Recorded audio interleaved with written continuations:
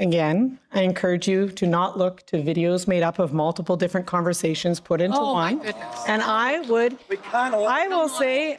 They've announced their AI plan. Welcome back to Moose on Loose. My name's David. Today, we've got Mark Carney's AI minister, Evan Solomon, revealing to a woke audience their new woke AI plan. We had the second BC leadership debate, which was wild. Shots flying back and forth. We got a bunch of stuff. Let's jump into this. Starting this episode off, we got Andrew Lawton posting this. The CBC president denies broadcaster is biased or poaches journalists from similar markets. As Andrew says, thank goodness we have the CBC to report on the CBC saying it isn't biased. And some good news, we got David Galaba here, so Maya's dad, posting this. So she's in a facility now, getting rehabilitation. She survived everything. I believe her left eye is still not working, but she is slowly recovering. So I can't have this music in here, but you can see, like, she's coming back. There is some good in the world. Look at this one. We've got Norway's wealth tax increase expected to rise 146 million, led to a 448 million net loss as 54 billion in wealth left the country, reducing tax revenue by $594 million. This is what happens when you raise taxes. Wealthy people aren't going to put up with it. They'll just move their money. They'll move their assets. That's why we should reduce taxes, have very business-friendly environment, and wealth will come here. We've got this one from Global Politics. Canada, Mexico agree to close coordination on USMCA talks. I think Mark Carney wanted to get back into the cycle here to pretend like he's trying to negotiate something here. So he said he's in close coordination with Mexico and Scheinbaum. Yeah, right. While Carney flip-flops weakness on the 19th stronger together, days later, Mexico has pushed Canada out of first place trading partner with the largest economy on earth. I wonder if Carney explained to Mexico that we have the best deal already. No kidding. Yeah, so Mexico is number one now. We're number two. We got Pierre Poilievre posting this. Why are more businesses closing than opening in Canada? Why did $1 trillion of net investment leave in 10 years? Carney's liberal red tape and 12 new bureaucracies. And that's where we are here. Companies leaving Canada. I mean, it's every single day. Moving ahead, it's Poilievre 24/7 on the CBC. That's all they talk about. Never Mark Carney or anything or any of his failures. If things are getting worse, he's going to pay a price for it. That's how politics works. That's governments usually take a beating for that, and that's where I think Poilievre seems to have decided to lean into that. He's going that way now. We've seen him since the last election unsure a bit. I think the last few weeks pretty clear he's trying to basically be Poilievre 222 to 224, 2024, that guy's back. That's what he's going to try to do, what he did to Trudeau, to Carney.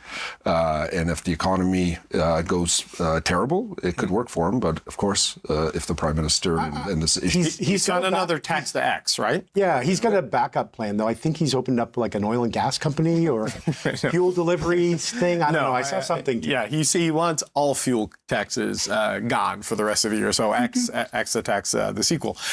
Axe the tax, a sequel. These guys are a bunch of turds. They're making fun of the fuel truck that had his name on it in his press conference. These guys are so ridiculous. Carney helps Brookfield dodge $5.3 billion in taxes, and Canadians can't get all the fuel taxes removed. It's preposterous. Listen to this here on CTV. It starts off with this guy here giving props to Poilievre, and then listen to what Michael Couture says. It's appalling. So here's the thing, though. I agree with Pierre Poilievre when he says that the policies he put forward are very popular. I mean, they're so popular that Mark Carney has been adopting them one by one by one. Yeah. So I mean, it's true. Like he was on the issues, on the cost of living, on the carbon tax. He was proven right by the decision of the Carney government to adopt these policies.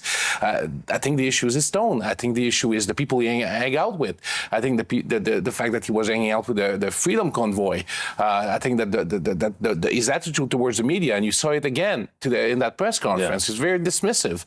People don't like that. People are worried about is dismissive. That guy was trying to woke gotcha question. That reporter didn't even have a real question because when Poilievre called him on it, he didn't even know what question he was asking. His attitude, they're worried that he is a bit too much like Trump, and it's been playing against him because it's rallying the people against him, and they rallied behind the guy that could stop him, Mark Carney. That's what happened. It could happen again, and it's fun. This whole thing of comparing Poilievre to Trump is ridiculous. Mark Carney is a multi-millionaire. I don't know how much, 10, 20, 50, 300, 500 million dollars. Does he have $1 billion? Donald Trump also billionaire. These guys roll in globalist, elitist circles. Donald Trump and Mark Carney have way more in common than Pierre Poilievre does with either of them. Because since the beginning of the year, we could sense a shift in the way he was approaching media and approaching things. But, under siege, he backs up and he goes back to what he knows to do.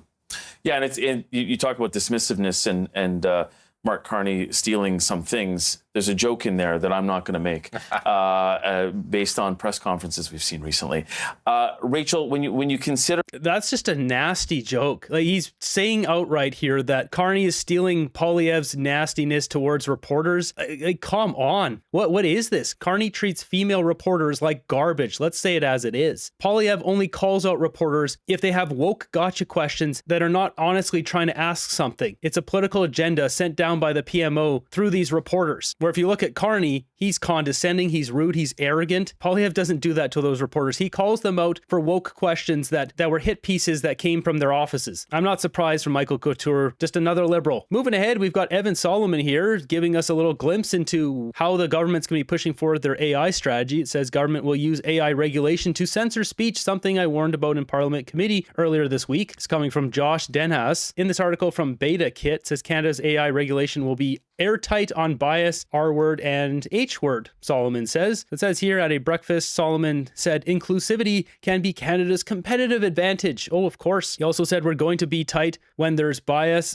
R-word, H-word. We're going to be airtight and we're going to get it right so we can balance the innovation and our values and our protection. He goes on to say, alongside defending the government's commitment to diversity, both generally and in tech regulation, Solomon revealed some considerations going into the AI strategy, including that the federal government is looking closely at the right to deletion and algorithmic transparency. That's right. They want the right to delete whatever they want. That's what that sounds like to me. Maybe they're just going to use AI to delete any bad comments about Mark Carney. Are they going to delete any comments or posts or videos that are critical in exposing Mark Carney's conflicts of interest? Solomon said algorithmic transparency will help determine if there is a built-in bias against marginalized groups so that systems can be confidently adopted. Studies have shown that algorithmic biases, where systems are not well trained on data sets representing marginalized groups, such as people of color and members of the LGBTQ+ community, can cause harms like reduced access to healthcare and employment. How about the reduced access for employment for anyone whose skin color is white? He also said, we will not get this AI right unless we trust it, and if it's not inclusive, we won't trust it, Solomon said. Also saying the data of inclusion and the economic contribution is so positive that to ignore it is not just narrow-minded and destructive, it's just economically stupid, Solomon said to applause. Countries that don't get that are going to lose. Our values of inclusion are our competitive advantage. This is a failing strategy, just like everything else the Liberals do. Moving ahead, we've got the second BC leaders debate here. Caroline Elliott getting slaughtered, Yuri Fulmer getting slaughtered. Really, they're slaughtering each other the whole night. Carrie Lynn Finley taking jabs on numerous people. Quite an entertaining debate. Here's a couple of the highlights. To Mr. Fulmer, look, I don't deny that you've been in charge of lots of things, but what matters is what you do when you're in charge.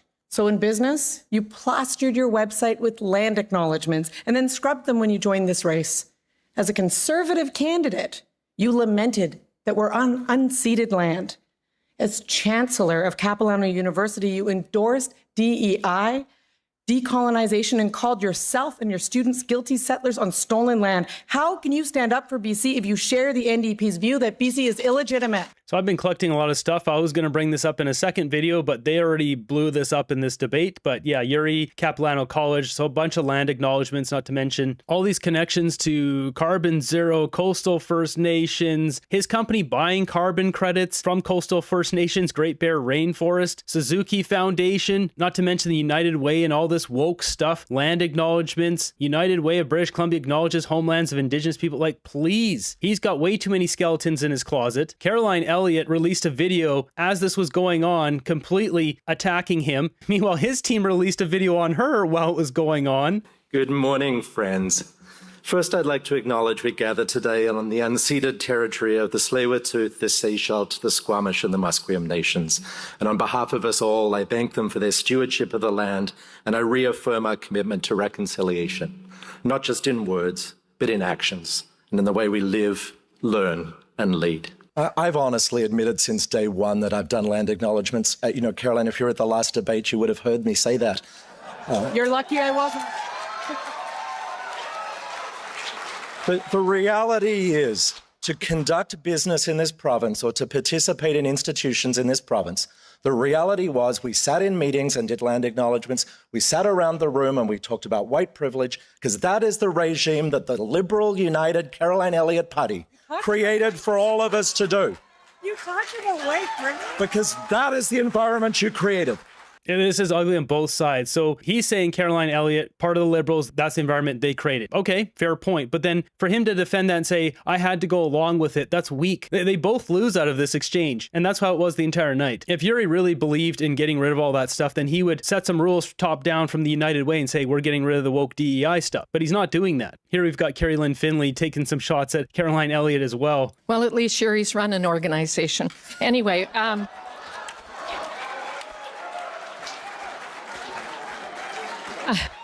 the last time I heard someone say we need to moderate to win was Kevin Falcon.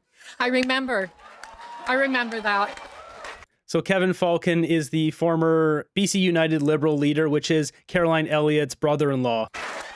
And when Kevin Falcon led that party that Ms. Elliott and Mr. Millibar were part of, they brought us SOGI, DRIPA, safe supply, decriminalization of hard drugs, and they condemned the Freedom Convoy. You remember that? Thank you, Ms. Finley.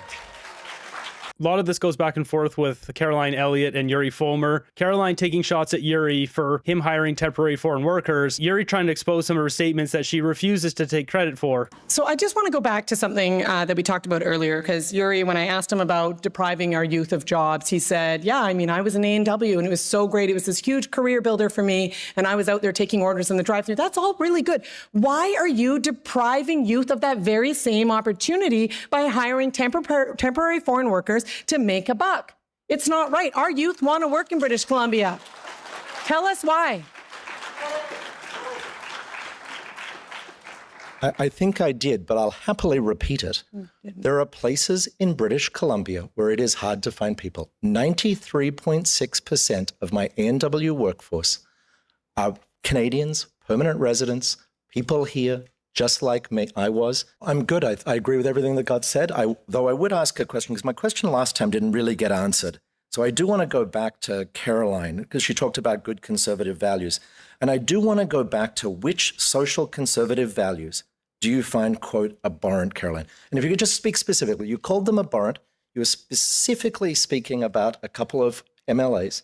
What of their values do you find abhorrent? So let's look at the clip that he's talking about. And this is the second time he asks this question. Yuri's team posted this while the debate was going on, just after he asked the first question and she didn't answer it. Then his team posted this, which is pretty savage, saying Caroline Elliott called social conservative views abhorrent on the debate stage. She said it never happened. Views, do you think it's a problem that Andrew Wilkinson didn't come out more strong, potentially, against them, and that they are running? Some people are having a problem with that. Well, Andrew Wilkinson's response was that those kinds of views are not representative of the BC Liberal Party, and certainly just from a personal perspective, I mean, I find them abhorrent.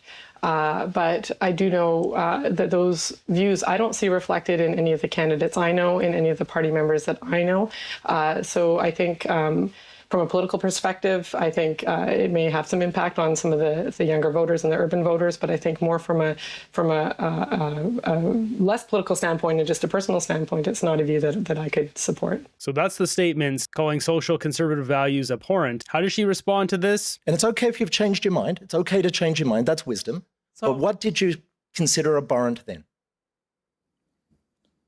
So I will repeat that probably the best source of information is not NDP press releases. It's not spliced videos of me clearly wearing two different outfits jammed into one, pretending that I said something that I didn't. I have been absolutely... There was not two different videos spliced to one. This is all lying. We don't need a liar as the next conservative leader of British Columbia. Be crystal clear that Christian values belong in this Conservative Party. I would welcome them. I would embrace them.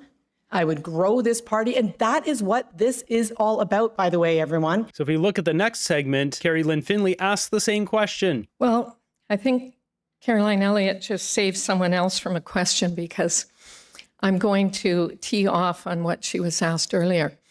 You keep responding to this issue over Christian values and what is abhorrent to you by saying that these are NDP talking points. I've seen the video myself. You were on a public channel, on video, in public, saying that Laurie Thronus's beliefs, Christian values, and him not believing in gender ideology were personally abhorrent to you. Thank you, Ms. Finley.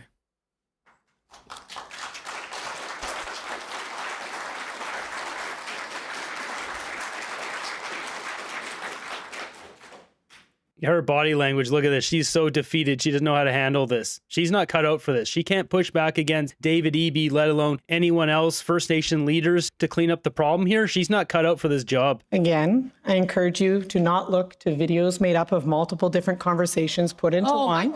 And I would say to you, listen to the audience gasping and moaning at this, let alone all the other candidates. This is a load of garbage. Stop lying to Canadians. We can watch the video for ourselves. Tell the truth. The absurdity of telling someone who was raised Catholic, went to Catholic school, went to church every Sunday, that I somehow find Christian values abhorrent is ludicrous. Ludicrous. All right, the evidence is there. There's a video of her saying, I just showed it to you. I don't know why she thought this was a good idea. I think she just doesn't know what to say. We got this clip here, Wyatt Claypool saying this response was really shallow. I agree. She gets asked about conservative values and she doesn't list any. Does she even know what a conservative is? What does it mean to be a cultural conservative in 2026? 60 seconds, please. It's something I've been speaking up for a long time, because for far too long, parties of the right have talked all about free enterprise, which of course is important. We all like tax cuts. We all like deregulation. We all like fiscal discipline. That's critical. We all agree on those things. But you know what we haven't been doing? Standing up for our culture and identity as British Columbians. The left has been fighting that battle. That is why their ideology has been driven into every aspect of the public service, into our education system, into our public health office, into every corner of government that you can imagine. What we've been doing this whole time as political parties is not even holding up our end of the tug of war rope. So we may win some battles here and there, but until we deal with those issues, we will be losing the war. Things like how land back and shame drive DRIPA and the uncertainty and the lost investment climate. Things like drugs and crime that leads to small business shutting down. It's not economy or cultural issues, it's cultural issues being at the core of where our economy ends up. That did not answer the question at all. What does it mean to be a cultural conservative in... What does it mean to be a cultural conservative? She can't answer because she's a liberal. Here we got Carrie taking another shot at Caroline. My question is for Caroline Elliott. I just saw another of your endless videos, 250,000 on Meta last month, saying we should hire British Columbians first. I guess your campaign team is excluded. So yeah, a lot of her team came from Ontario. Fair point, fair point. I have a BC team. I refuse to let boys from back east dictate to us in BC how to run BC. There's plenty of talent right here. Here's a very valid question that Carrie brings up. Yuri Fulmer wants to give up 5 seats to 1 BC in a deal he's got with Dallas Brody, but then David Eby won the last election with 1 seat. Is this really a good strategy? Yuri hasn't said which ridings those are. Are they downtown Vancouver, that's already NDP stronghold? Or are they going to be Conservative seats, which would put the BC Conservatives back 5 seats in the next election? You have capitulated 5 seats. Voters are looking for a fighter, a champion, not a compromiser. And capitulating, we need to win a majority government and not do any capitulation before we get to the starting line. To me, this shows a lack of political experience. Which 5 seats? All in Surrey, all in the Okanagan? Who chooses, you or Ms. Brody? It's not smart business. So why do you think it's the way to go forward? You know, my years of business experience and my years of leadership experience have taught me that you have to be pragmatic in life. You have to look at the reality of the situation you're faced with, and you have to look back in history to 1972, where we split the vote and lost. 1991, we split the vote and lost. 1990. So he goes on to list a bunch of dates here and splitting the vote and losing. When in reality, someone needs to bring Dallas Brody back into the Conservative Party, and then we can win the next election here in British Columbia. We got Bruce posting his rankings here, and I agree with, well, for the most of this, Carrie Lynn, top winner here. I'd actually put Caroline Elliott at the bottom because she just doubled down on the lies. We don't need a liar as a premier or as a leader of the British Columbia Conservatives. We got Carrie going off on all of them here. BC United lost our trust. Mr. Millibar and Ms. Elliott defended DRIPA, SOGI, safe supply, decriminalization of hard drugs, COVID handling, and condemned the Freedom Convoy. Mr. Fulmer and Mr. Blackbow stated that I did unceded land acknowledgements as an MP. I never did. I never capitulated, never used the excuse that I had no choice. Gentlemen, Ms. Elliott, you always have a choice. That's not me. I am a fighter for our sovereignty and for our homes. I will unify and take that fight to grassroots British Columbians who want good jobs and who've had enough of being pushed around by big government, big corporations, global world elites, and Doug Ford operatives trying to buy or intimidate their way into power. I am leading to take this province back, speaking up for the 95%, protecting our kids from Sochi. Less government, more freedom. That's what we want. You want to know who I think you should vote for? Carrie Lynn Finley.